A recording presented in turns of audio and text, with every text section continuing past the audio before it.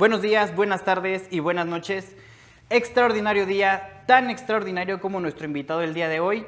Sean bienvenidos a este podcast megadiverso, el mejor podcast de animales y su ambiente. Nuestro invitado del día de hoy, el médico veterinario zootecnista Alberto Arrer Rangel, presidente del Consejo Panamericano de Educación en Ciencias Veterinarias. Fue director de la Facultad de Medicina Veterinaria y Zootecnia de mi poderosísima Universidad Michoacana de San Nicolás de Hidalgo, donde nos encontramos hoy aquí presentes, además de que también es conductor del programa de televisión Mundo Veterinario. Médico, buenos días. ¿Qué tal? ¿Cómo estás, Fer? De verdad, como un gusto siempre estar, en nuestra facultad, hablando de nuestra profesión, que yo siempre digo que es la más hermosa del mundo. Y por supuesto, en este espacio que, pues ya hemos estado al pendiente y felicidades y un gusto y un honor estar acá contigo. Pues me gustaría que nos empezara platicando, para los que no saben, no lo he dicho todavía creo en ningún podcast, en ningún video, pues yo estoy cursando aquí, voy en cuarto semestre, el médico me dio clases hace unos 3 años, afortunadamente cuando todo esto todavía era presencial. Sí.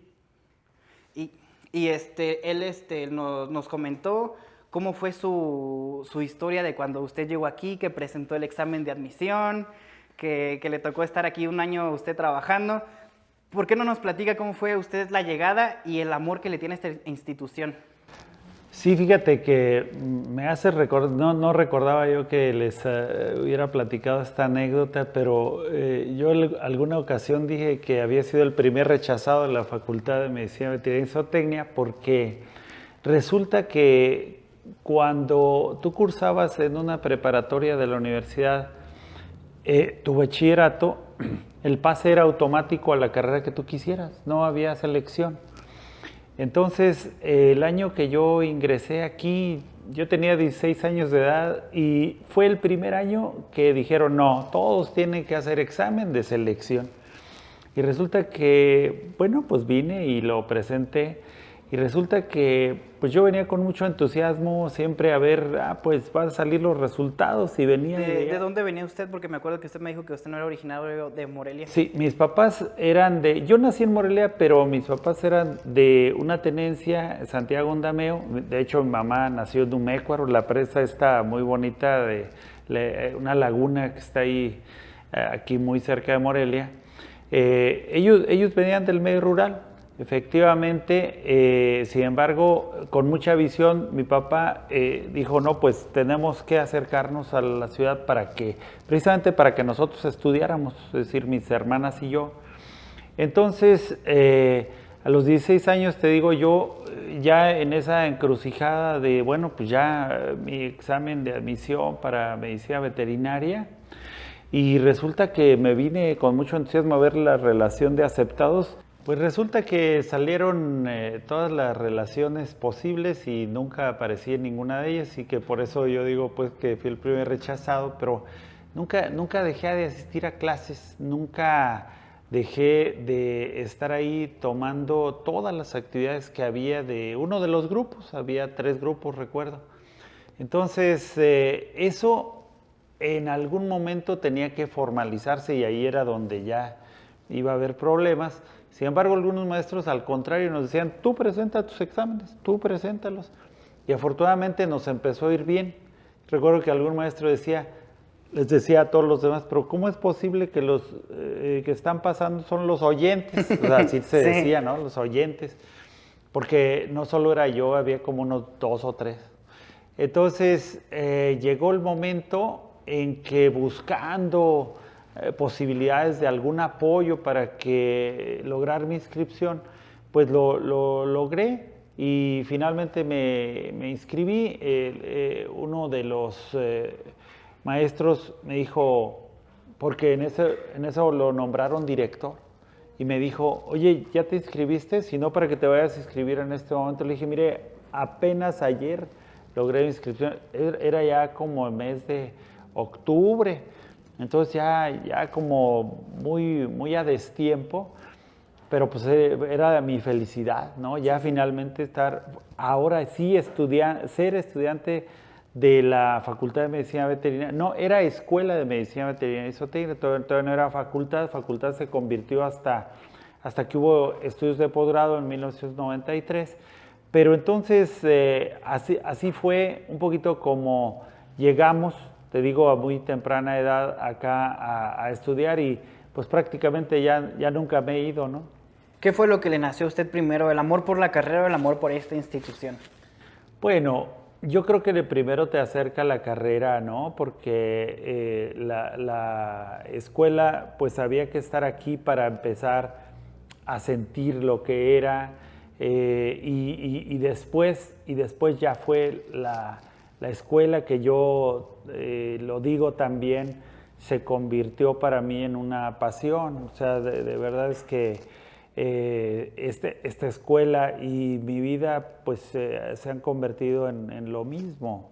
Es decir, desde quizás esa dificultad para estar acá formalmente, hasta sentirme formado por ella, sentirme acompañado pues, de los conocimientos de sus instalaciones, del rancho, la posta, etcétera, hasta un día pensar en que podía quedarme acá como académico. La verdad es que no era originalmente mi intención, pero recuerdo que cuando yo estaba estudiando se cambió el plan de estudios, que antes era de materias y luego se cambió a un sistema de educación modular, allá por los años 70 al final, 78 para ser exactos.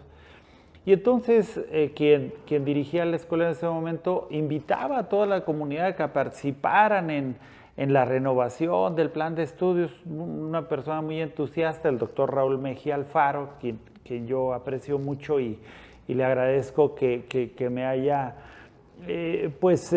llevado un poquito de la mano a esta labor académica que luego me gustó mucho.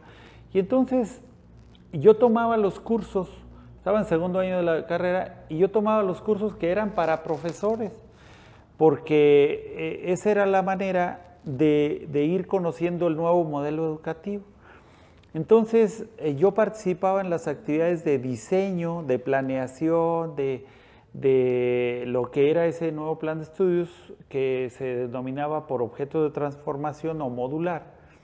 Pero entonces tenía que ir tomando esos cursos y cuando tú terminabas esos cursos... ¿Y no le ponían alguna traba por...? No, al contrario, él nos invitaba, a eso nos invitaba él, pero acudíamos muy poquitos estudiantes. Yo estaba en segundo año de la carrera, de segundo año nada más era yo, y de los otros grados, ya cuarto, quinto, por ahí, sí había otros compañeros. De hecho, varios se quedaron como profesores acá en la escuela.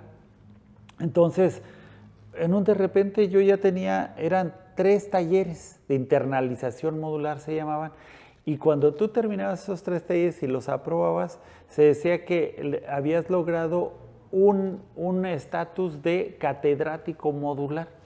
¿Y ahorita no hay eso? No, eso fue con ese plan de estudios y luego en otro momento, en el 2001, se cambió al actual plan de estudios por áreas integradoras. Entonces, eso a mí me permitió entonces estar en la antesala de poder ser académico acá en la facultad.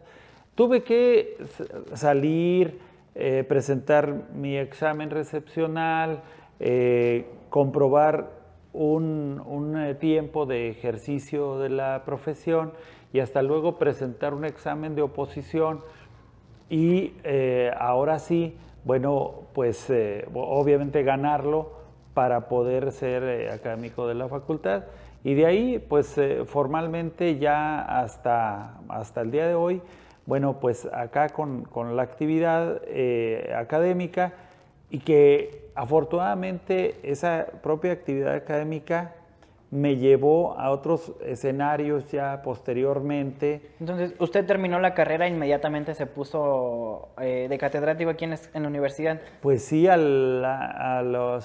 salí en el 82, en el 84 ya formalmente fui, sí, hasta que me recibí y comprobé experiencia académica, etcétera. ¿Por qué? ¿Por qué dedicarse a lo académico y no salir a ejercer como médico veterinario, tal vez en cirugía o tal vez en cualquiera de los otros ramos prácticos de lo que abarca la carrera? Sí, fíjate que yo sí trabajé un poquito con cerdos, granjas de cerdos. Trabajé un poquito la clínica privada de perros y gatos, que en ese entonces lo que se estilaba mucho era el corte de orejas, del rabo y muchas cositas así que yo hacía. Sin embargo, cuando uno ve las actividades profesionales de médico veterinario, la número 16 es investigación y docencia. Entonces, la docencia no es que sea estrictamente la aplicación de la veterinaria con la salud animal o la salud pública o la producción de alimentos, sino que es la educación veterinaria es un concepto muy amplio a lo que finalmente nos dedicamos algunos miembros de esta profesión. O sea, efectivamente no es la medicina veterinaria, digamos, tradicional. Sin embargo, es un área, es un destino laboral del médico veterinario. Y lo que pasa es que cuando te platico que estuve en contacto con la actividad académica, pues eso me fue sellando. O sea, hay cosas a las que tú te acercas, no sé, por ejemplo, alguien puede estudiar veterinaria porque algún día fue y le gustó cortar el pelo de algunos animalitos, ¿no? No sé si conozcas a alguien así, pero entonces es eso, el contacto con alguna actividad que luego te va dejando, te va jalando, y yo digo que finalmente estuve pues donde, o por lo menos en algo que a mí me gustó, me nació y que finalmente terminé trabajando ahí laboralmente y cuando tú haces lo que te gusta y aparte recibes una remuneración por ello, pues qué padre, ¿no? Sí, sí. ¿Qué era lo que hacía usted cuando trabajaba con los puercos, con los porcinos?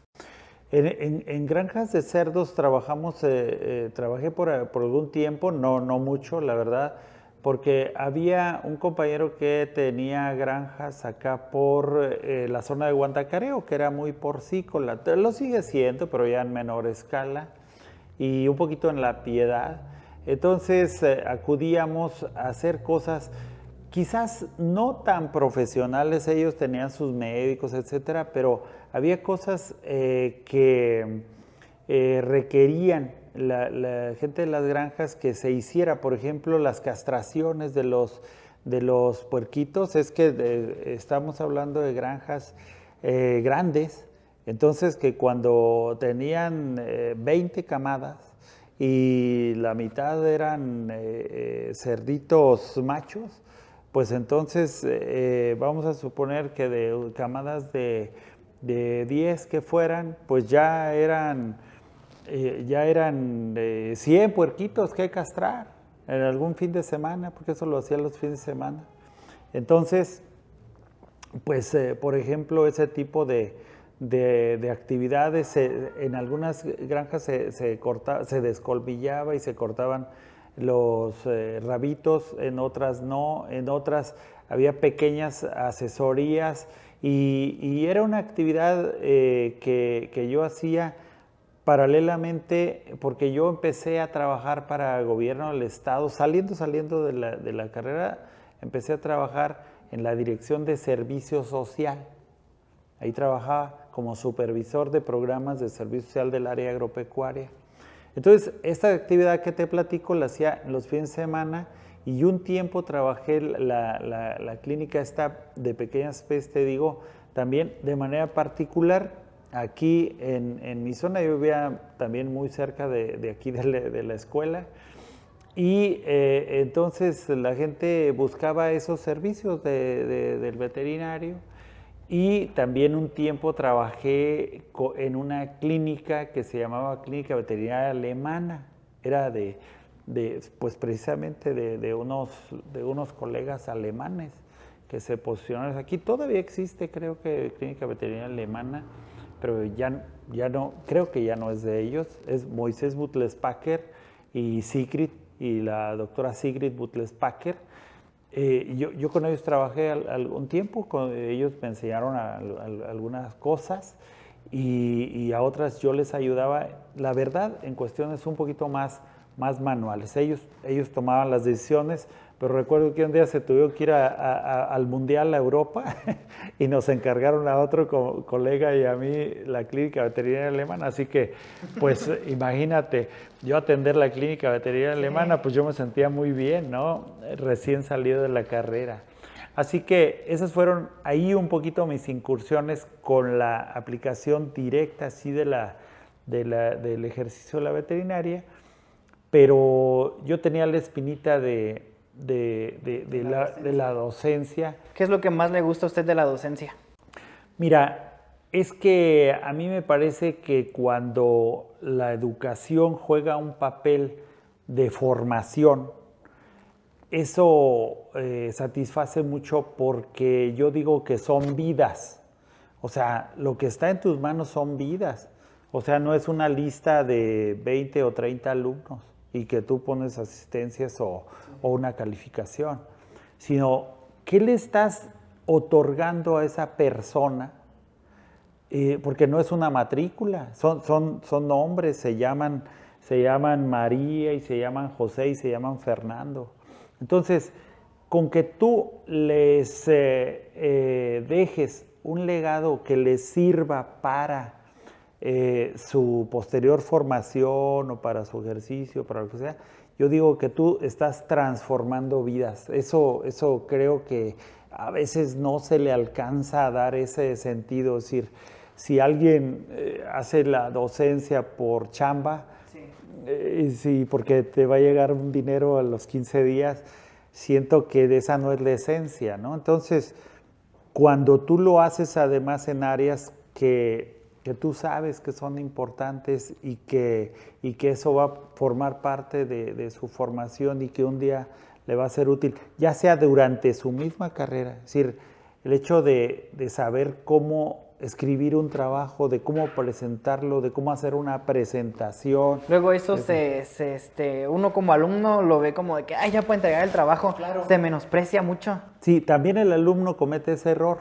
Sin embargo, bueno, son etapas, ¿no? Y yo sé que... Estamos luego cuando recién entramos más jóvenes, más nos vale, más queremos salir de la escuela para irnos con los amigos. Y pensar en que lo que necesitas es una calificación al final y ya verás cómo la obtienes, ¿no?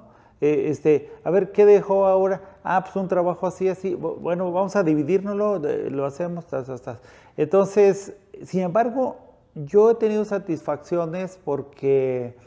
a pesar de yo recibir en primer grado y luego los veo en décimo, porque yo en un semestre trabajo en primer semestre y otro en décimo. Entonces, cuando los recibo en décimo, hay algunos jóvenes que fueron mis alumnos, o muchos otros no, y que me dicen, oiga, fíjese que esta manera de hacer trabajos...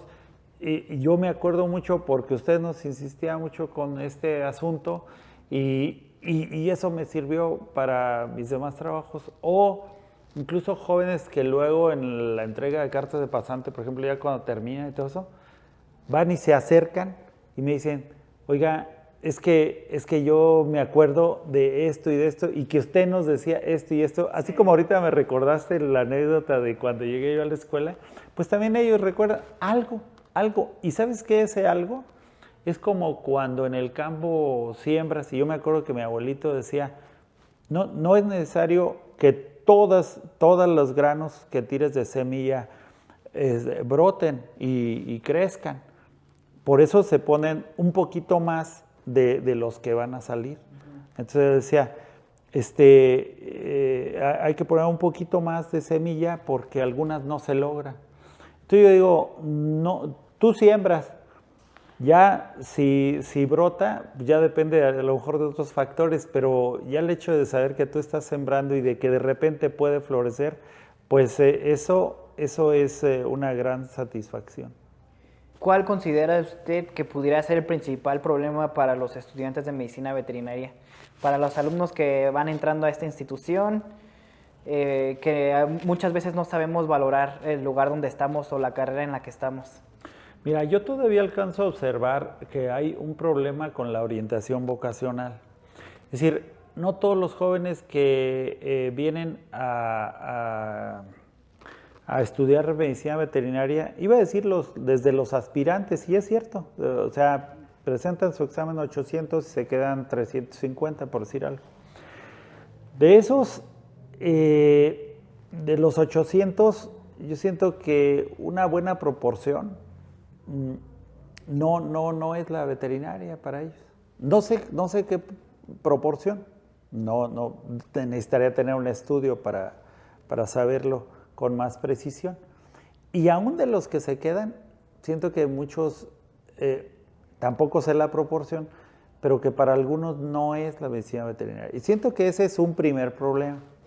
El otro es que estas generaciones, yo no voy a entrar a la crítica y a decir que la generación de cristal y Sí. que todo esto, pero sí siento que los jóvenes están muy acostumbrados a la inmediatez. La inmediatez es, yo te pongo un WhatsApp y ya estoy esperando que me lo contestes. Y entonces, pues esto no funciona así, la gente está en sus actividades y muchas cosas y ya luego se puede dar un tiempo para ver tu mensaje y contestarlo. Entonces, cuando me refiero a la inmediatez, es decir, a ver, no sé de qué me está dejando el trabajo el maestro, pero sé que hay un santo, San Google, que me lo va a contestar o me va a iluminar. Sí. Y entonces esa inmediatez hace que muchos jóvenes sean excelentes para copiar y pegar, cortar y pegar o copiar y pegar. Y entonces ese es un problema. Es decir, siento que no se está digiriendo muy bien los contenidos, los análisis de los contenidos y el impacto que tienen esos contenidos. Voy a desglosar un poquito. Tú tienes aquí un conocimiento que puede resultar valioso. A ver, vamos a hablar de nutrición. Bueno, pues entonces yo quiero ver el tema vitaminas. Y vitaminas, cuando tú ves el resultado ahí en el buscador, te dice, encontré 1,000,000 y no sé cuántos resultados. Sí. Y entonces te ponen arriba, los que pagan, te los ponen más arriba. Tú sabes que ese es el negocio de los buscadores y de todo esto, porque mucha gente dice, y ahí está gratis. No es gratis, nada es gratis. Bueno, pero ese es otro tema. Entonces, en los buscadores tú encuentras primero los que pagan. ¿Qué quiere decir? Que no estás encontrando la información, la de más calidad. Estás encontrando la más comercial. Pues ese es otro problema. Y como el joven está acostumbrado a la inmediatez, pues agarra de los primeros. Link, sí. Entonces toma esa información y la vacía en un trabajo. O la vacía en una presentación incluso. Llego a tener algunos jóvenes que cuando yo les digo, vamos a escuchar la presentación de tu tema, presencial o en línea es lo mismo, ¿eh? Y entonces tú observas que están repitiendo lo que está ahí en la pantalla, ¿no? En la pantalla de un PowerPoint. Y entonces yo le digo, ¿qué caso tiene que me repitas lo que encontraste en el buscador, lo copiaste, lo pegaste en una transparencia? Y nada más estás leyendo ahí. Y nada más estás leyendo sin que pase, pues lo estés digiriendo, ¿no? Entonces, esta información de las vitaminas te puede ser útil para decir, bueno, ya la presentación esta o el trabajo donde lo copié o mi resumen o mi ficha fue valiendo un X porcentaje y copiar y pegar me sirvió para alcanzar, aunque sea el mínimo, y ya pasé. ¿Ya sé nutrición? Híjole, no sé. O sea, yo ahí veo... Entregué mis trabajos medianamente, 5.5 y es me pasar. alcanzó. Sí. Y fíjate lo que acabas de decir. Común entre todos los de alumnos. repente digo que hay un problema con el reglamento de exámenes porque dice que la mínima es 6 y luego te dice sí, pero de la fracción 0.5 brincas al siguiente. Es decir, en esta y en muchas universidades se pasa con 55% de los contenidos. Y si fueron de esta manera que te estoy platicando, imagínate la proporción que acá queda. Entonces, para quien no está consciente de que lo que necesita es cómo funcionan las vitaminas, para qué son útiles, cómo lo puedo aplicar ya el día de mañana a la hora que voy a estar frente al propietario de un animal de compañía, de un animal productivo, etcétera, y entonces no estoy consciente de eso, puede llegar a causar problemas. Entonces los frentazos pueden venir un poquito así como lo decimos, cuando sales y entonces tienes que ahora, porque sabes lo importante que son las vitaminas, entonces ahora te regresas con mucha conciencia. Sí. Y como ya tienes un contenido... Lo estoy viviendo en esta etapa de mi vida. Creo que no supe valorar mis semestres anteriores. Entonces, nos decía que los errores más comunes que cometemos nosotros los alumnos recién egresados o durante la carrera. Sí, y yo decía eso, que me parece que algunos jóvenes que no logran encontrar en la veterinaria o que no encuentran lo que buscaban o que no era la veterinaria para ellos. Nos comentaba que era el DNA, de ahí se quedó. El DNA, él decía que era el fenómeno Discovery Channel, National Geographic y Animal Planet. El DNA, porque los jóvenes ven mucho esos canales y entonces yo quiero ser como el veterinario que le arregló el ala el águila real. Y el que salvó al osito X y etcétera. Quiero ser también encantador de perros. Y desgraciadamente muchos de esos programas están muy editados, o sea, están hechos pues para eso, para ser programas de entretención. Pero pues la medicina veterinaria no es exactamente así. Entonces, y además está hecho en medios que no son los nuestros, ¿no? En realidades también diferentes. Y de un médico que tiene esa posibilidad de haber tenido un caso, y si ustedes se fijan que si eso fuera real, pues no tendrías toda la documentación de todo cómo se hizo y cómo encontraron al animal. O sea, necesitarían estarse filmando 24/7, 365 días a la semana, ¿no? Y lo que eso implica en equipo, pues mira, para grabar unos minutos es todo una odisea. Bueno, entonces, pero bueno, ese es otro tema. El caso es que sí se ven muy influenciados por este tipo de cosas los jóvenes, a mí me parece, y que luego ya no resulta ser lo que ellos consideraban. Entonces, sin embargo, ahora me voy a lo contrario. Yo creo que hay jóvenes que logran sacarle un extraordinario provecho a la facultad, a sus estudios, a las instalaciones, al contacto con maestros que tienen experiencia en diferentes temas, el de nutrición, el de cirugía, el de producción animal, de genética, etcétera. Sí, yo creo que es muy importante, eso es algo que ahorita yo estoy haciendo mucho. Si hay algún tema que te guste, que te interese como alumno, pégatele al maestro, pégatele, detrás siempre. Luego pasa mucho, yo me quedé muy sorprendido de la calidad de profesores que tiene esta institución, que hacen investigaciones, que salen a hacer cosas inclusive internacionales. Y pues es una recomendación que yo les hago. Si te interesa algún tema en específico que ya traes, pégatele. vas a aprender mucho o vas a descubrir que no te gusta. O igual si no tienes como vas entrando a veterinaria y no tienes como alguna orientación, pégateles a todos. Sí, fíjate que yo he tenido alumnos, bueno, a lo largo ya de 30 y tantos años de docencia, tengo alumnos que han sido extraordinarios profesionales de la medicina veterinaria y que desde que estuvieron en primero o segundo año, estuvieron, por ejemplo, se iban de voluntarios ahí a bovinos de leche.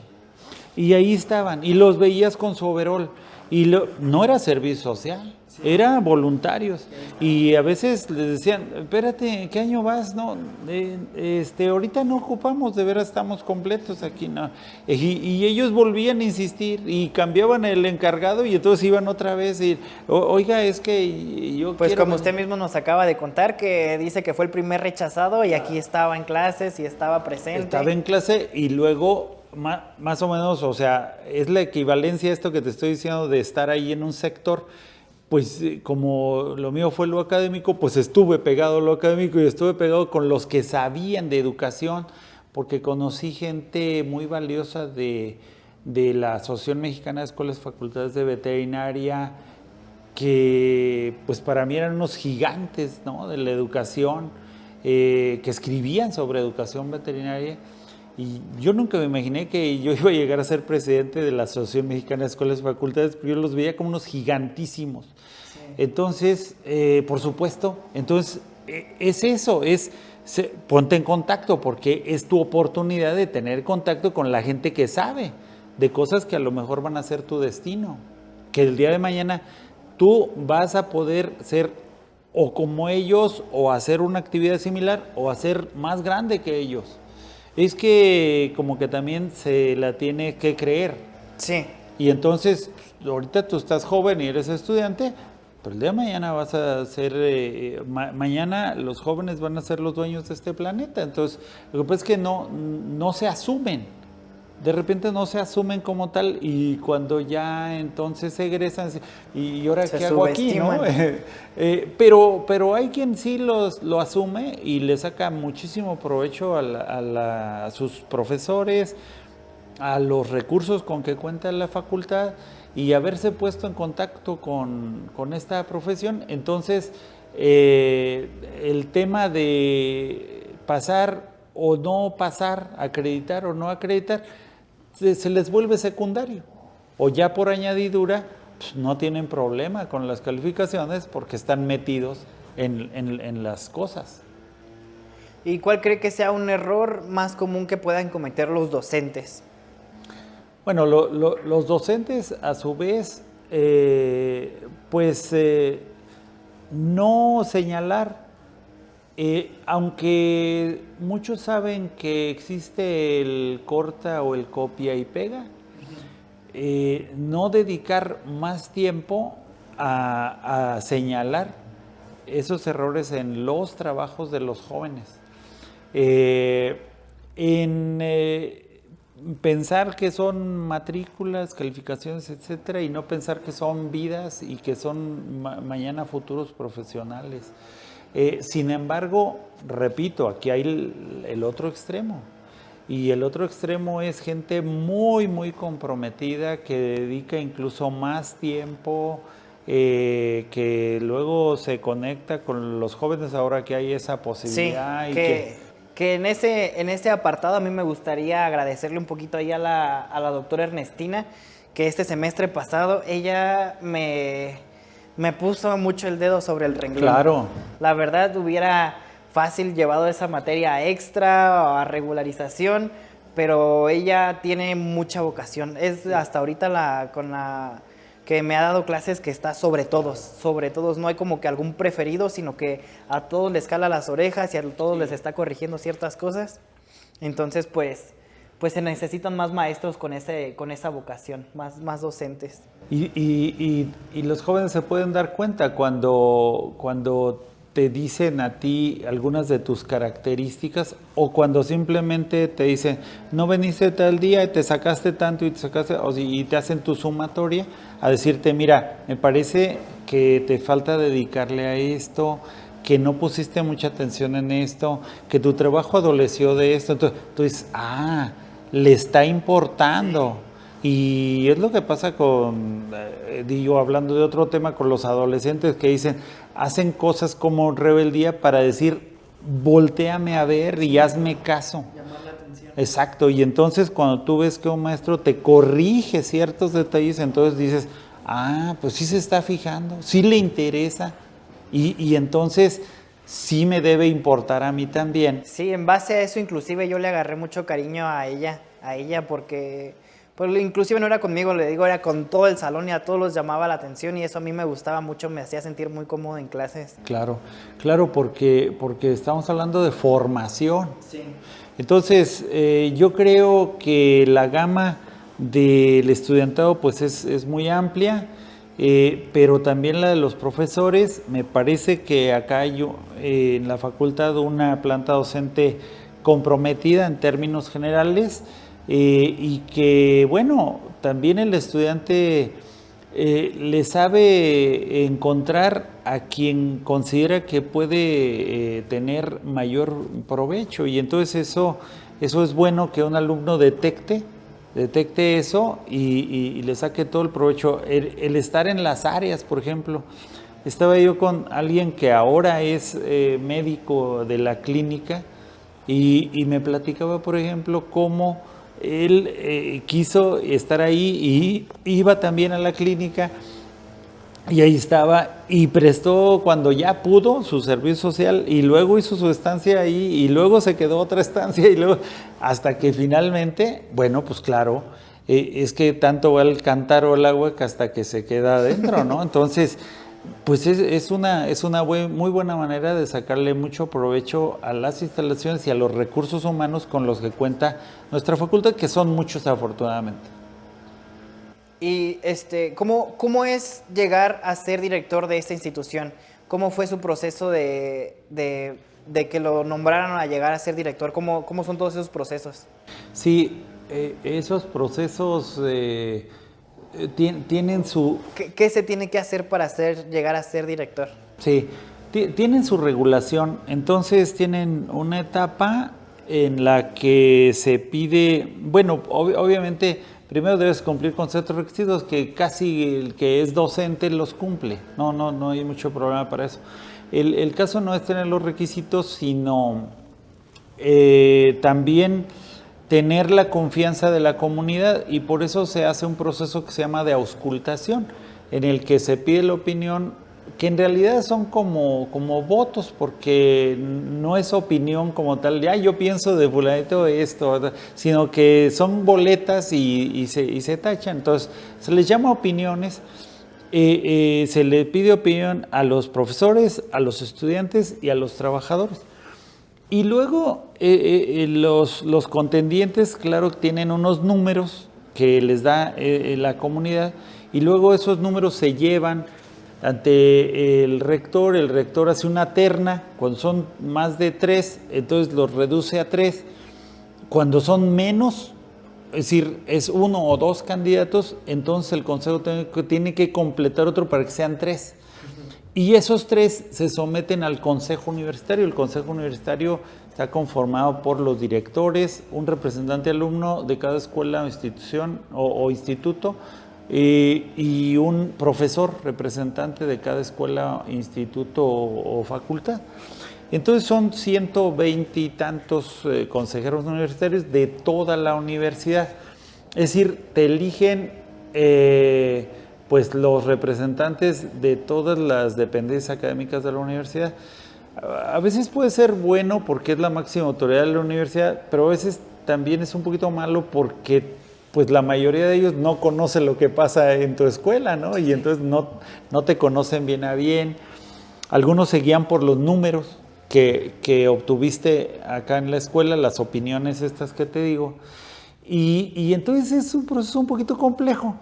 Y entonces hay que hacer como una especie de dos campañas, una para dentro de la escuela y otra para el consejo universitario. El consejo universitario pues no lo vas a tener junto, lo tienes que ir a ver cada uno. De esas 120 personas, pues los que alcanzas a ver. A veces el consejo universitario tarda un mes en decidir, pero a veces tarda 6 meses en decidir después de que fue la auscultación. Es complicado. Entonces, yo jugué en 1998 y precisamente el otro candidato era el doctor Aureliano Juárez Catachea, precisamente esposo de la doctora Ernestina. Entonces, él fue el otro candidato y entonces al final yo obtuve la mayoría en el consejo universitario. Algunos profesores acá consideraron que como el rector en ese momento era el doctor Salvador Galván, que a lo mejor él había influido en que yo hubiese ganado, es decir, hubo cierta inconformidad, etcétera, y aquí se dividió la planta docente. Entonces yo dejé el cargo porque yo consideré que no había las condiciones para continuar cuando la mitad de la planta docente no tienes toda la confianza de los profesores. Entonces no se podía llegar a algo que yo ya vivía, porque yo ya estaba en el Consejo Nacional de Educación Veterinaria, en el CONEVET, el organismo que acredita las escuelas de veterinaria. Y entonces yo lo que quería para mi escuela era lograr llevarla a las grandes ligas, que fuera reconocida nacionalmente, internacionalmente. Y entonces así no, yo se lo dije al rector, al maestro Galván, al siguiente día de elección, yo le dije, es que bajo estas condiciones yo no voy a poder lograr lo que yo considero. Necesito la comunidad de los académicos. Y entonces, bueno, duré algunas semanas y finalmente me fue a aceptar la renuncia. Me invitó el maestro Galván a ser el primer coordinador de educación a distancia de la universidad. Qué curioso, ¿no? Hoy todo es a distancia. Entonces, y en aquel tiempo se decía que pues casi que estaban locos, ¿no? Entonces, entonces yo me fui a otra comisión y se queda el maestro Marcos Sánchez Silva como encargado de la dirección, y luego hasta 7 años después se abrió otra vez el proceso, y entonces a mí me animaron algunos académicos, es decir, y yo decía, no, yo ya no vuelvo a participar porque se dividió mucho la planta docente. Siempre un puesto de gobierno pues causa escozor, hay intereses, ¿no? O sea, se quiere estar en los lugares de decisión, entonces, y es legítimo, claro. Yo había jurado que yo no iba a poder volver a participar, sin embargo, me animaron algunos compañeros y me dijeron, pues es que tú no cometiste ningún delito, tú no saliste por la puerta de atrás, tú, o sea, estás limpio, no hay nada, o sea, no tienes de qué avergonzarte. Y volví a participar y volví a participar en el 2005 y entonces, bueno, nuevamente tuve la confianza del Consejo Universitario. ¿Y en esta ocasión ya se quedó? Y en esa ocasión ya me quedé. Afortunadamente, mira, aprendimos de la lección anterior porque ahora el otro candidato era el doctor Jesús Conejo Nava, y yo con él me acerqué y le dije, me parece que vale la pena llevar un proceso en el que no nos llevemos entre las piernas a la facultad, es decir, por llegar a una posición de decisión. Y entonces lo entendimos muy bien y firmamos unos convenios que incluso el rector en ese momento, el maestro Jaime Hernández, de que se iba a respetar el resultado, ganara quien ganara, y que entonces, porque en la otra ocasión pues incluso se afectaron las instalaciones y se hizo, se afectó a la escuela.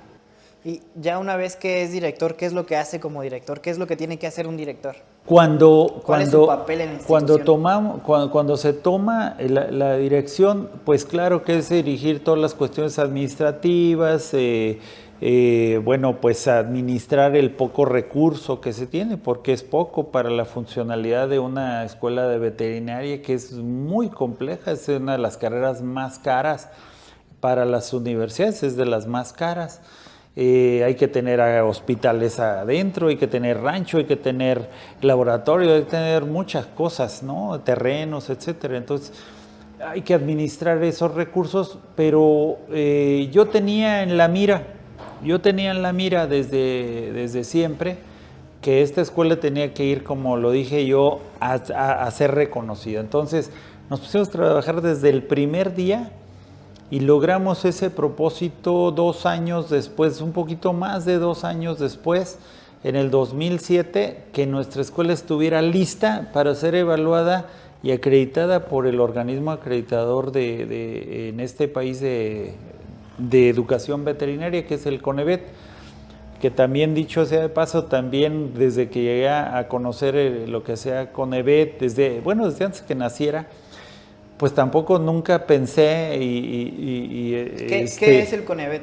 El CONEVET es el Consejo Nacional de Educación en la Medicina Veterinaria y Zootecnia, es el organismo que evalúa para fines de acreditación las escuelas de veterinaria en el país. ¿Qué es lo que se necesita para que una universidad pueda ser acreditada?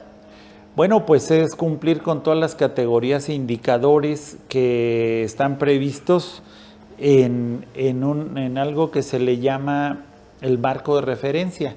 Entonces son indicadores que tienen que ver con el plan de estudios, con el personal académico, con los alumnos, con las instalaciones, pues prácticamente con todo. Es decir, cómo debe ser cada cosa, 140 indicadores de calidad. Entonces ellos como que dirigen la orientación de lo que... Te evalúan, te hacen un examen. Es decir, ahí está el examen y tú ves si lo cumples o no. ¿Qué nos pusimos a hacer como director en ese momento? Pues a tratar de pasar el examen, porque el examen está ahí, dice, esto es lo que debe tener una escuela de calidad. Entonces tú debes decir, esto sí lo tengo, debe tener una clínica, pero que esta clínica debe tener estas características y estas y estas y estas. Entonces tú dices, no, pues este no lo tengo, pues te pones a hacerlo. A eso nos pusimos, a cotejar lo que debería tener y a tenerlo. Y en 2 años y algo, 2 años y meses, lo logramos. Las exigencias de CONEVET, que yo conocía, te digo, porque yo estuve del nacimiento de CONEVET desde el 1995, tampoco nunca soñé ser presidente del CONEVET hasta que ¿Cómo fue que se metió al CONEVET y cómo fue que pudo haber sido presidente también del CONEVET? En el CONEVET yo llegué por... ¿Y dónde están también? ¿Dónde se encuentran? Sí, el CONEVET tiene su sede en la Ciudad de México, pero pues prácticamente muchos de esos evaluadores pues están en todas las universidades del país.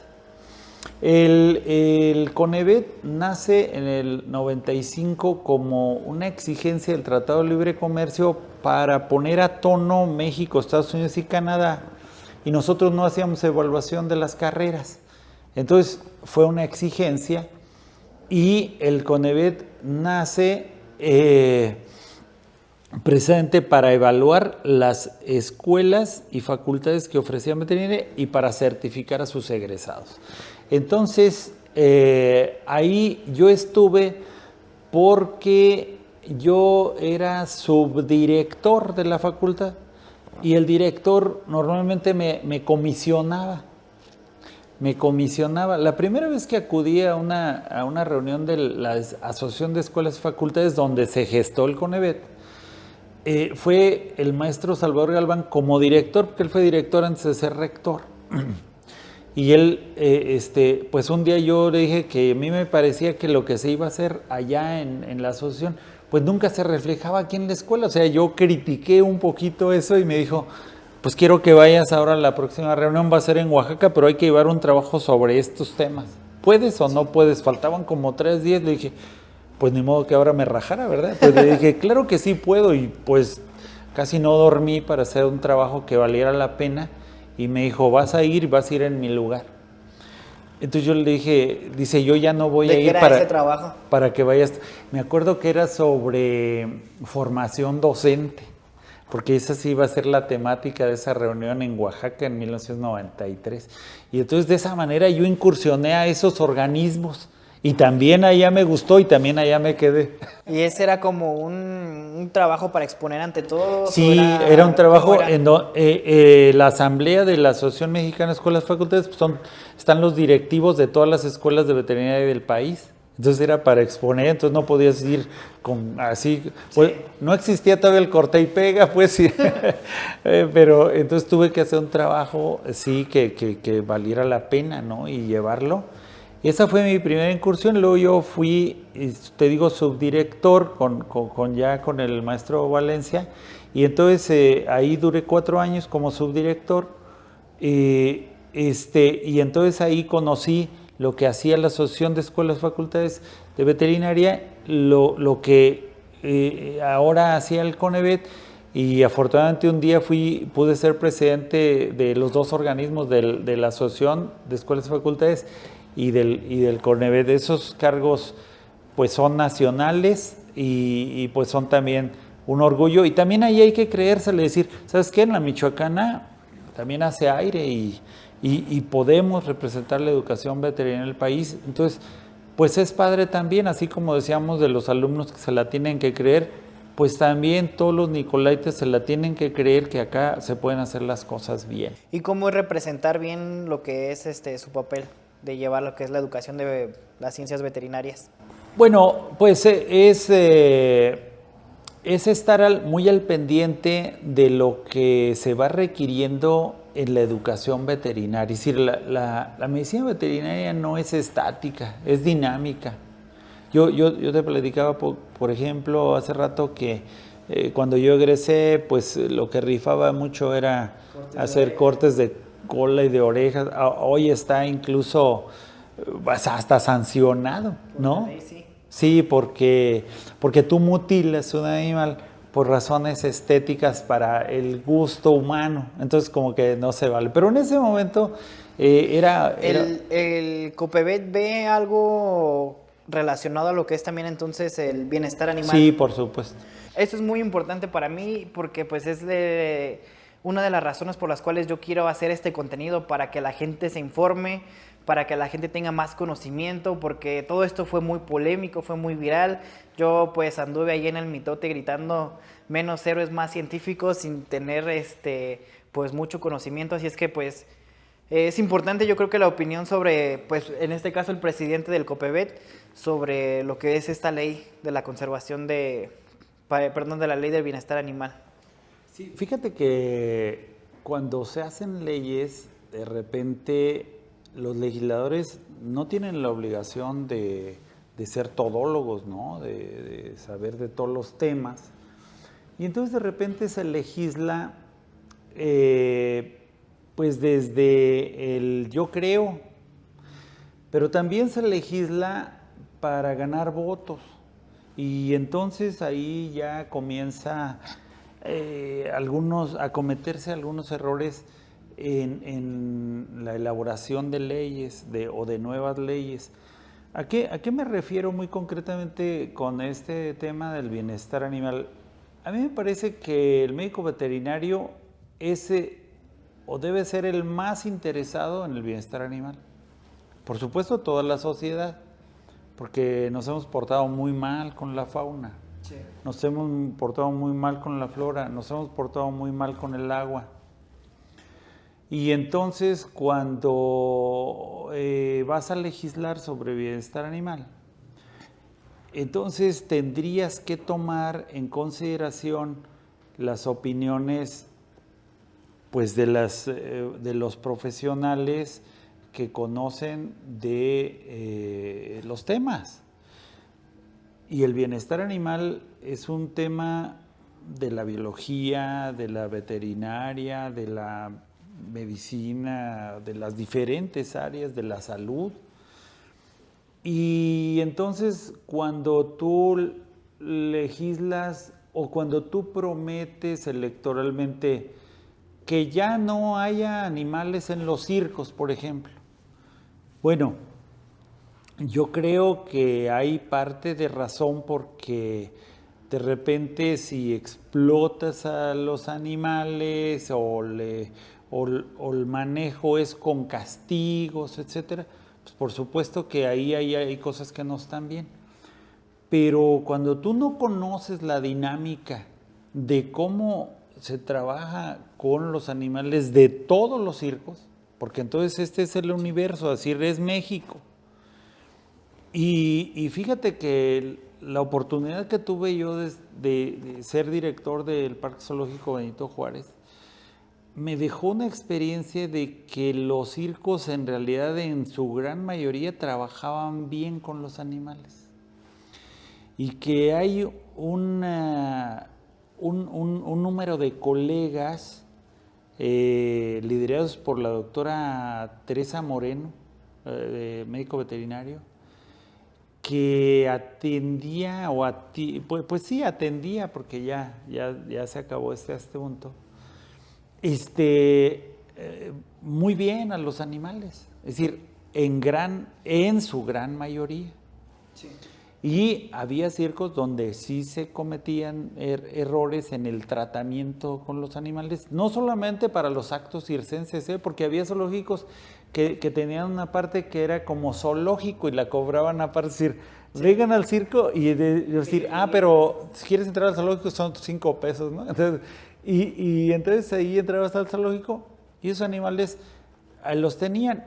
Y en términos generales, muchos en muy buenas condiciones, los cirqueros sabían cómo tratar a los diferentes especies animales, porque no es lo mismo un elefante que un tigre, que un mono araña o que un chimpancé, etcétera. Es decir, tienen sus características. Entonces, muchos de los cirqueros aprendieron a tratar bien y acudían con sus médicos veterinarios. Bueno, ¿qué pasa cuando entonces viene la legislación de un partido que se llama ecológico y que ni siquiera los partidos verdes del mundo lo reconocen como partido verde? Sí. No sé si sabías. Bueno, pero bueno, pues un partido acomodaticio. Cuando estaba en el poder un partido tricolor, pues ellos son tricolores. Cuando estaba un partido azul, pues ellos son azules. Y cuando estaba uno guinda, pues ellos son guindas. Y entonces te venden cosas que la gente sí siente, que la gente percibe como muy sentidas. Ay, de veras el maltrato, pobrecitos de los animales. Sí, cierto, que ya no haya circos de todos, y son cachabotos, pues, perdón pues por el término. Entonces, ¿qué pasó con los animales de los circos? Ahorita voy para la nueva ley, pero es que el ejemplo es el mismo. Es el mismo. ¿Qué pasó? Que muchos animales de los circos terminaron en muy malas condiciones porque tuvieron que irse a lugares en donde ahora sí ya no fueron cuidados, ya no fueron atendidos o murieron en situaciones muy, muy precarias. Porque no es sencillo manejar un felino mayor, no es sencillo manejar un elefante, etc. Entonces, lo que ellos tenían con una muy buena organización y buenos cuidados, porque aprendieron a trabajar con esas especies, se perdió. Unos ganaron votos, la sociedad no ganó nada y los animales perdieron muchísimo. Y el bienestar animal perdió muchísimo. Con algo que se supone era para cuidar o evitar el maltrato animal. ¿Qué puede pasar cuando se dice, pobrecitos de los animales de los zoológicos, mira, están encarcelados, etcétera? Pues en el trabajo en los zoológicos, te digo, yo tuve la fortuna de vivirlo desde las entrañas. Es un trabajo muy profesional. Es un trabajo de 24 horas al día, 7 días a la semana y 52 semanas al año. Entonces, yo de los trabajos que te digo, ahí sí digo que yo nunca fui dueño de mi tiempo. A pesar de lo complejo que es la facultad de veterinaria, que sí, también no canta mal las rancheras en ese sentido. Entonces, cuando todo el mundo se va de vacaciones, pues aquí no hay vacaciones, ¿no? Entonces, bueno, igual en el zoológico, Navidad, Año Nuevo y el día que sea, se tiene que estar muy, muy al pendiente de una colección animal que ya nació en cautiverio. Es decir, ya no, el felino mayor ya no nació en África, ni el elefante en Asia, etcétera. Es decir, son animales en cautiverio que son la oportunidad que tenemos las actuales sociedades de conocer y respetar a las especies, que tienen fines educativos, que tienen fines de conservación, de investigación y de muchos tipos, que hay bancos, por ejemplo, genéticos. Conocí un banco genético impresionante en el Zoológico de Buenos Aires, por ejemplo, en Argentina, y otros ejemplos, de donde podemos tener información valiosa e incluso una especie de museo genético, por así decirlo, que nos permitirá, no sabemos cuándo, que cuando algunas especies ya no estén, se extingan, ahí tener genes, ¿no? Material genético. Bueno,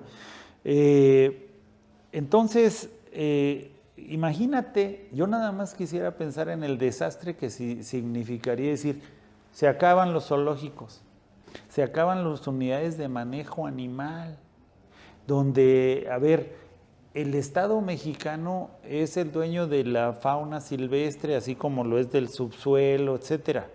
Sí, pero tiene la capacidad, esta es una gran pregunta, ¿tiene la capacidad el Estado mexicano? Es decir, el Estado mexicano me refiero a sus gobiernos con sus 3 poderes, los gobiernos, los estados, municipios, etcétera, para atender los animales. Mira, yo llegué a ver en una cajuelita de un carro pequeño compacto, cientos de pequeños loros que venían de aquí, de Tierra Caliente. Y cuando se hace la denuncia a la Profepa, entonces vienen y los traen. Es lo que se hace, se llevan al zoológico. ¿Por qué? Porque la Profepa y la Semarnat, que son las instancias, una es una procuraduría y la otra una secretaría para el cuidado del ambiente, ninguna de las dos tiene la capacidad, porque los gobiernos federales, incluso el actual, es más, me voy a atrever a decir algo, menos el actual, le invierte a ese tipo de cosas. Le invierte a las becas voto, esa es otra cosa. Pero no le invierte a los trabajos de investigación, al cuidado de las especies en su sitio. Ese es el trabajo que sí se debería hacer, y el Estado mexicano no tiene la capacidad para el manejo y el cuidado de las especies silvestres, ni las que están en cautiverio con un cierto cuidado y que sirven para términos educativos, de investigación y de conservación. Entonces, si se hace una legislación en el que sea otra vez tajantemente un proteccionismo mal entendido, es decir, se quiere proteger a las especies, pero no se les dedica los recursos necesarios ni el personal. Yo también, si estuviera en Profepa, pues diría, ¿cómo quieren que yo atienda esos 1000 loros que vienen en la cajuelita? Pues es la verdad. Sí. Llegaban ahí, yo llegué a ver cómo en archiveros, de ahí sacaban, por ejemplo, un búho para entregárnoslo. De un archivero. Pues esas no son condiciones, ¿no? Entonces, los zoológicos, en primer lugar, sirven para eso. Llegan a algunas aves, por ejemplo, a lograrse recuperar y a volverse a liberar. La reincorporación de animales a su medio es complicado, porque pues le das de comer a un animal, pues ya le quitas, pierde sus capacidades, y entonces es algo muy complejo. Yo creo que el Estado mexicano lo que debe hacer es delegar esas responsabilidades en personas que puedan y sepan hacer las cosas para la conservación de las diferentes especies, para la conservación del medio, para la conservación del ambiente. Las organizaciones mundiales de salud te dicen, si hay un solo planeta, es que hay una sola salud. Y una sola salud significa salud ambiental, salud pública o humana y salud animal. Entonces, si no hay la integración de esas tres, no va a haber nunca salud integral. Y entonces me parece que antes de cualquier legislación, si no se contempla esto y la opinión de quienes saben, es más, no solamente de los profesionales, de la gente que maneja a los animales y que sabe hacerlo. ¿Qué pudiera pasar con los animales en caso de que pues esta ley se aprobara? Pues depende de cómo quedaran pues los términos finales, pero yo te ponía el ejemplo de los circos porque me parece muy clarito cómo terminaron muchos animales. Entonces imagínate si dices ahora ya, por ejemplo, hay muchos animales que trabajan con recursos públicos. Quítales esos recursos, pues en lugar de invertirle más a la conservación de las especies y de su cuidado, esos animales ya nacieron en cautiverio y ya difícilmente van a regresar a su ambiente así, pero sí pueden ser muy, muy importantes para efectos de conservación, de estudios. Mira, de dónde viene toda esta pandemia que nos ha ocupado, pues del desconocimiento que tenemos de las dinámicas de algunos animales como los pangolines o los murciélagos, etcétera, que ahí pasaron algunos de estos coronavirus que hoy nos están afectando. ¿Cuál es la importancia del médico veterinario en todos estos casos? ¿Por qué es necesario? ¿Por qué la profesión es esto? Y si hubiera podido, por ejemplo, evitar tal vez en gran medida todo lo que tenemos hoy, si se tuviera algún correcto cuidado o procedimiento de lo que es la zootecnia y los médicos veterinarios. Sí, fíjate que el médico veterinario la medicina veterinaria es una profesión que es la que puede entender más perfectamente este asunto de la salud animal, humana y ambiental. Porque cuando tú dices, bueno, a ver, la medicina humana, pues sí, pero como que es, y cada vez más especializada. Sí, hay un médico que solo te ve el corazón, y hay otro que te ve la oreja, y hay una gran frase que dice que la medicina puede salvar a una persona, pero la medicina veterinaria va a salvar a la humanidad. Exactamente.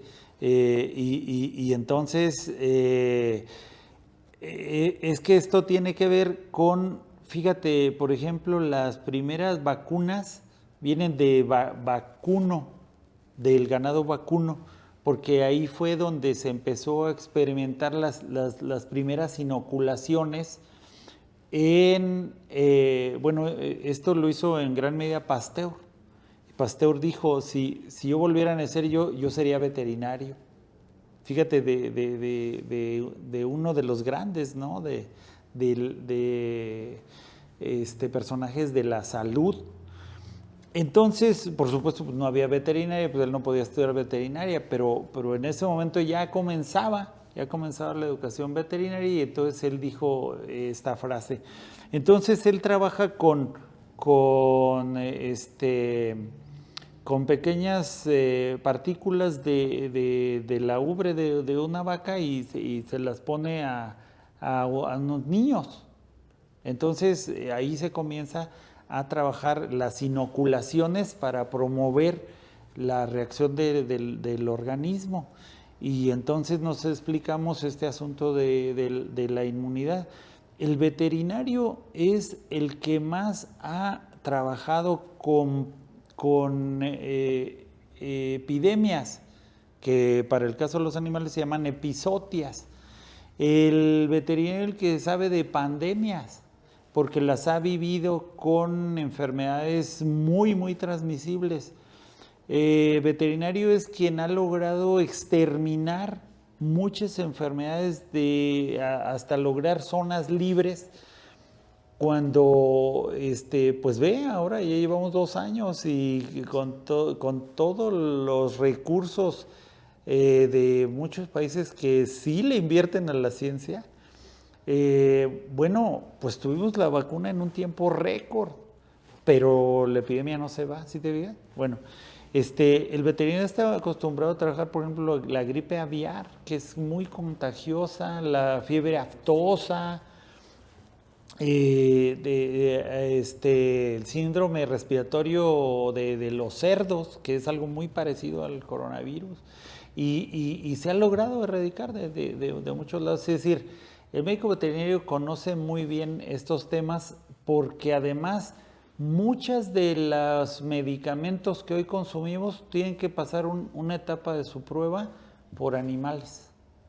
Otra gran área para no solamente los veterinarios, sino para las ciencias de la salud en general son los animales de bioterio, los animales de laboratorio que les llamamos, o de interés biomédico que también se les llama, las ratas, los ratones, los cuyos. Entonces, de verdad es que todavía a la medicina veterinaria le falta mucho que darle a la humanidad en el servicio de la atención, sí, de la salud humana a través de la salud de los animales y de sus productos y del cuidado del ambiente. Entonces yo por eso siempre digo que esta es la carrera o la profesión más hermosa del mundo, pero también una de las más trascendentes. La Organización Mundial de Sanidad Animal la ha denominado como un bien social. Fíjate nada más, un bien social. Yo no podría eso, digo, ya me voy a meter en problemas acá con los abogados, pero yo no podría decir eso de las leyes o no sé, de otras carreras, sí. ¿No? Es decir, todas son necesarias, todas son importantes, seguramente todas tienen su encanto, pero a mí me parece que la medicina veterinaria, porque fíjate, nosotros tenemos que compartir este planeta, esta gran casa que se llama planeta Tierra, con una cantidad de animales impresionante. Hemos cometido un error como especie, porque fíjate que la especie dominadora en el mundo no siempre ha sido el hombre, por supuesto. Un día no fue el hombre el dominador, un día fueron los dinosaurios, y otro día serán, no sé, hay teorías que dicen que pueden ser las ratas o pueden ser las cucarachas, que tienen millones de años con su misma estructura. Y yo creo mucho en una que señala que pueden ser los insectos, porque los insectos son millones de especies y la capacidad de reproducción es impresionante. Y entonces subsisten temperaturas, o sea, condiciones muy complicadas, así que me parece que hemos cometido un error en, como hoy estamos, somos la especie dominadora porque dimos un salto en la evolución, pero pues ese casi que fue medio accidente. Sí. El uso del fuego nos llevó a otras dimensiones, pero bueno, pues tenemos aparatos sensoriales, digestivos y circulatorios y todo, como muchos de los demás con los que compartimos este planeta, pero me parece que el veterinario tiene la gran oportunidad de trabajar con esas especies. También los biólogos, porque luego se me van a enojar, ¿verdad? Los biólogos. Yo creo que la medicina veterinaria y los biólogos son los encargados de salvar al planeta Tierra, que estamos al borde del colapso por nuestra especie humana. A mí también me lo parece. Entonces, por supuesto, pues decirte que yo me siento muy orgulloso de mi profesión. Sí me siento muy orgulloso de esta facultad y de los organismos que yo pude conocer. Ya hemos platicado de varios, de la Asociación Mexicana de Escuelas y Facultades de Veterinaria, del CONEVE, del Consejo Nacional de Educación Veterinaria, y un día llegué también al tema panamericano y ahí nos estacionamos. Comento esto porque tu presentación, como nos vimos hace algunos meses queriendo hacer esto que estamos haciendo hoy, entonces yo todavía era presidente del COPEVET, Consejo Panamericano de Educación en las Ciencias Veterinarias, Yo entregué casi el últimos días de noviembre la presidencia, pero la nota es que me quedé como coordinador del comité de acreditación de ese mismo organismo, que en realidad es el motorcito del COPEVET para la evaluación de facultades y escuelas de programas de medicina veterinaria ahora en todo el continente. Así que esa es la nota, así que vamos a poder seguir platicando de calidad de la educación en las escuelas de veterinaria durante todavía un buen ratito. Entonces, de verdad, a mí me parece que la medicina veterinaria tiene mucho todavía que dar y la educación veterinaria es el motorcito que está generando los recursos humanos para que eso suceda.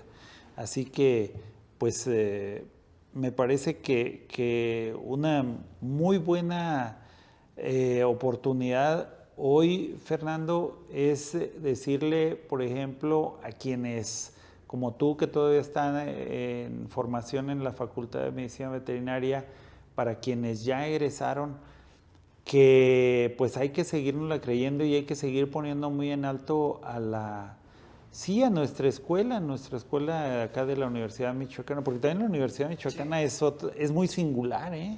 Sí, la verdad. Otro día platicamos de la universidad, pero sí, la verdad, hay dos personas que me hicieron enamorarme de la carrera de mi institución y una de esas fue usted.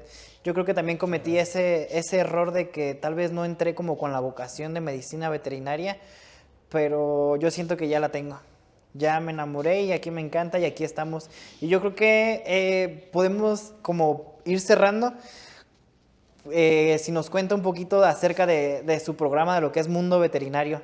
¿Cómo fue que todo este proceso lo llevó a ser a ser el conductor de este programa? Bueno, te platico que un día me dieron la oportunidad de pertenecer a la Fundación San Jacinto, que es la fundación que tiene que ver con el espacio donde fue la primera escuela de veterinaria en América. Y entonces yo, como expresidente de la Asociación de Escuelas y Facultades, obtuve un lugar en la fundación. Y entonces uno de los propósitos era divulgar para que la veterinaria se siguiera posicionando bien socialmente. Y un día, con ese motivo, me hicieron una entrevista ahí en Grupo Radio Tele. El periodista... Sí, yo una vez iba pasando ahí por la avenida Bucareli, pero sí, por la García de León, Boulevard García de León. por ahí iba pasando y de repente que me topo su foto por ahí, de Grupo Radio Tele, y yo dije, wow, supongo que aquí es donde graba. Sí, exacto. Entonces, el periodista Rafael Cortés me hizo esa entrevista y me dijo, oiga, ¿cómo podemos colaborar con eso que usted dijo? Le dije, ¿qué? Dice, pues, de que se posicione mejor socialmente la veterinaria. Y le dije, pues, con espacios como este. Le dije, cuando tú quieras, venimos a platicar de la medicina veterinaria. Y él me dijo, no, mejor, ¿qué le parece si hacemos un programa cada semana? Y si usted quiere, pues aquí está abierto, aquí está el estudio, aquí está todo, y ahí está el tiempo, y ahí está todo. Y entonces yo le tomé la palabra inmediatamente. Yo quiero aclarar que ahí yo no cobro nada, al contrario, me parece que es un espacio que se nos permite a la profesión para decirle a la gente, a la sociedad, lo que es la medicina veterinaria, todo esto de lo que hoy empezamos así un poquito a platicar, porque llevamos ya casi 11 años, no hemos repetido ningún programa, y así que yo más bien ahora al revés, le quiero decir a Fernando públicamente que nos colabore más en el mundo veterinario, por ahí nos ponemos de acuerdo y hacemos algo para llevar a una seccioncita o algo y seguir diciéndole a la gente lo hermoso y lo trascendente, déjalo hermoso, lo trascendente que es la medicina veterinaria y la zootecnia.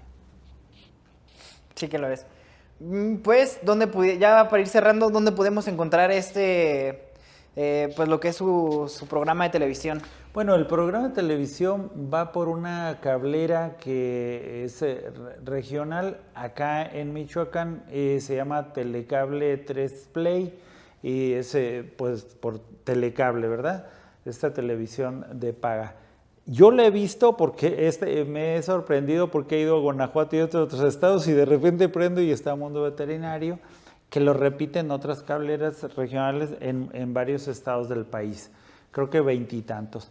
Pero también en Facebook en vivo o en Facebook Grupo Radio Tele, el programa aparece todos los martes a las 5 de la tarde y luego se retransmite los sábados a las 8 de la mañana, pero pues ya sabes que en Facebook ahí se quedan y entonces ya lo puedes compartir y reproducir cuando tú quieras, ¿no? Y también en Mundo Veterinario RT, que es ya propio, y en Grupo Radio Tele, en Mundo Veterinario Ahí RT... es donde yo lo veo. Pues Mundo Veterinario RT, pues también igual nos pueden solicitar amistad y estar ahí al pendiente de lo que es Mundo Veterinario y con todo gusto. Y más ahora que va a estar Fernando. Ya lo comprometí. Eso, y pues también pues es pues docente aquí en la universidad, aquí también lo podemos encontrar. Claro. Eso pues vendría siendo todo.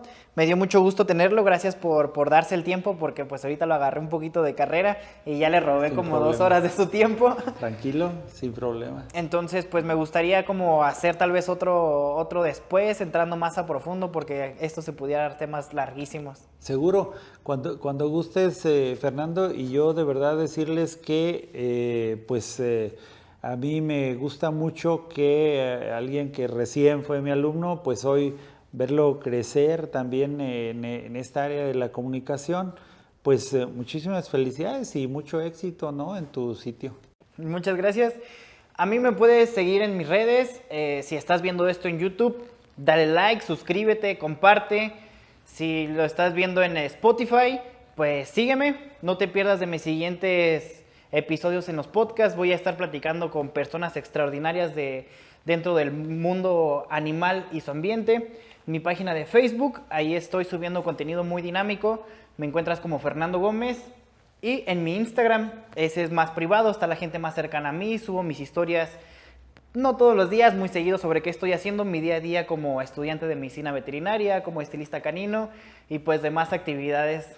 Nos vemos en la próxima. Muchas gracias por escucharnos. Hasta la próxima.